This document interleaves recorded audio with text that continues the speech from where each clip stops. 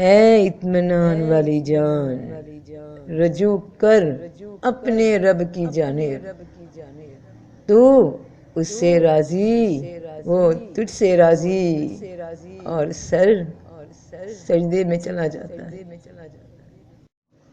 جب بھی اپنے رب سے کوئی بات کرنے لگو، کوئی دعا کرنے لگو، نماز پڑھنے لگو، تو بس ایک بار رسول پاک صلی اللہ علیہ وسلم کا یہ ارشاد یاد کر لینا کہ اللہ تعالیٰ بندے کی کوئی چیز اتنے غور سے نہیں سنتا جتنے غور سے اس کو اس وقت سنتا ہے جب وہ قرآن پڑھ رہا ہو۔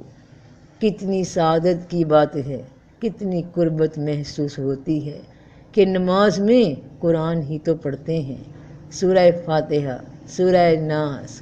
بس جب سے یہ حدیث کار میں پڑھی، رک رک کے ایک ایک حرف پہ سنبھل سنبھل کے پڑھنا شروع کر دیا کہ میرا رب مجھے سن رہا ہے۔ دماغ میں صرف یہ سوچ آ گئی کہ یہ جملہ جو میں ادا کر رہی ہوں یہ میرا رب بہت قریب ہو کر سن رہا ہے۔ تمام تعریفیں سارے جہان کے رب کے لیے، الحمدللہ رب العالمین۔ اور اس احساس کے ساتھ ہی کہ میرا رب سن رہا ہے قرآن کو، تو پہلی آیت سے ایک سما، ایک سکون، ایک دھیان، ایک توجہ سی بن جاتی ہے۔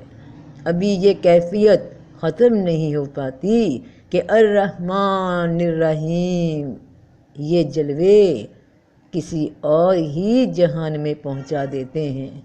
بس دل کو بڑی خوشی ملتی ہے کہ میرا رب میری بات سن رہا ہے۔ میں کیا، میری بساط کیا، میری اوقات کیا، وہ عرشوں والا میرا رب، کائنات ساری کا مالک، وہ بادشاہ میرے جیسی کی بات قریب ہو کر غور سے سن رہا ہے۔